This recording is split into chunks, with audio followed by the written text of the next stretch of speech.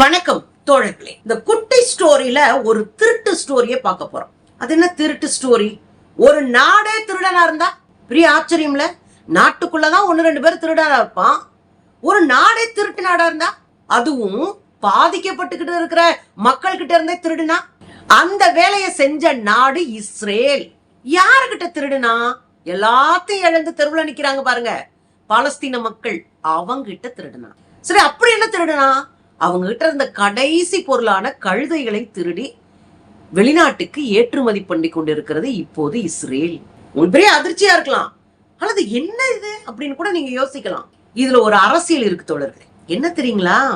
காசாவுல ஏற்கனவே உங்களுக்கு நல்லா தெரியும், 60,000க்கும் மேற்பட்டவர்கள் கொல்லப்பட்டாங்க. பல ஆயிரம் குழந்தைகள் உணவு இல்லாம செத்துட்டு இருக்கு. ஐநா ஒரே 48 மணி நேரத்துல 14,000 குழந்தைங்க செத்ததா அறிக்கை கொடுத்திருக்கிறாங்க. செத்துருப்பாங்க நேரம். வாழ முடியல, இடம் இல்ல, அகதிகளா ஒரு ஓரத்துல நிக்கிறாங்க. சாப்பாடு வாங்க போன சுட்டு கொல்றானுங்க. அது ஆர்டராவே போடுறான் இஸ்ரேல்.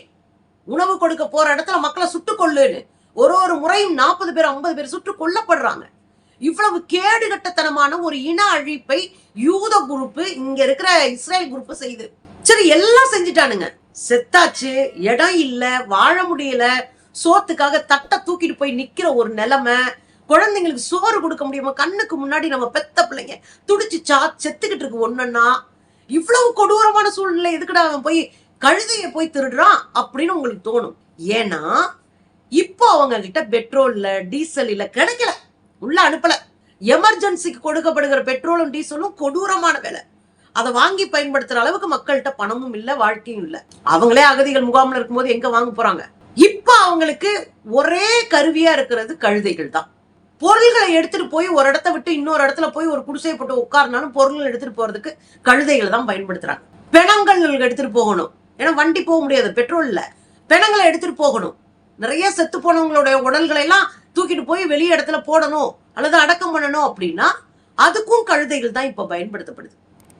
தண்ணி எடுத்துட்டு வரணும், உணவு பொருள்களை சுமந்துட்டு வரணும், அதுக்கும் கழுதைகள் தான் பயன்படுது. இப்படி இந்த கடைசி நம்பிக்கையாக இந்த மக்கள் கையில இருக்கிற ஒரே உருப்படி இந்த கழுதைகள் தான்.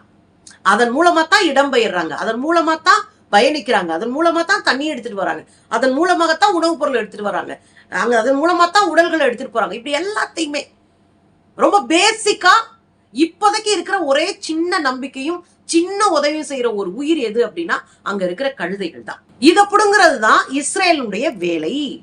இதையும் பறிச்சிட்டோம்னா மிச்சம் இருக்கிறவனு செத்துருவான்.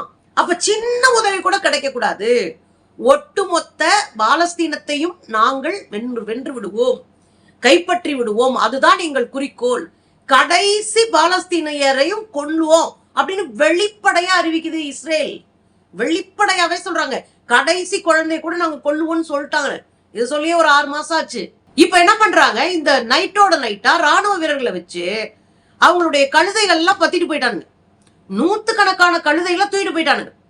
எடுத்துட்டு போய் ஒரு பட்டியல அடைச்சு, ஒரு பொதுவான அவங்களுக்கான ஒரு பண்ணையில அடைச்சு பிரான்ஸ் நாட்டுக்கும் பெல்ஜியம் நாட்டுக்கும் அனுப்புறாங்களாம். முதல்ல பிரான்ஸ்க்கு அனுப்பிட்டாங்க, இனி களவான்றத புறம் பெல்ஜியத்துக்கு அனுப்பிடுவாங்களாம்.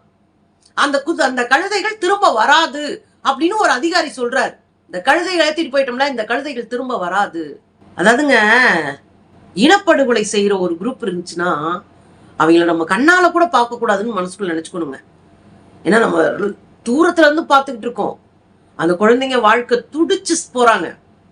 அந்த பெண்கள் தன் குழந்தைகளை காப்பாற்ற முடியாம கதறி கண்ணீர் விட்டு அழுதுட்டு இருக்காங்க. கை இல்ல, கால் இல்ல, குழந்தைங்க அனாதையா தனியா இருக்கிறாங்க, உணவுக்காக கையேந்திட்டு இருக்கிறாங்க. இவ்வளவு கொடூரமான சூழ்நிலையும் கொஞ்சோடு உதவி செய்யற கழுதையும் நான் பிடிப்பேன் அப்படின்னா எவ்வளவு பெரிய சர்வாதிகாரி இந்த நெதன்யாகுன்னு பாருங்க. எவ்வளவு பெரிய கேடுகட்ட ஒரு நாடு இந்த இஸ்ரேல் பாருங்க. எங்க அம்மா சொல்லுவாங்க, இவனுக்கு நல்ல சாவே வராதுன்னு. அதுதான் எனக்கும் தோணுச்சு.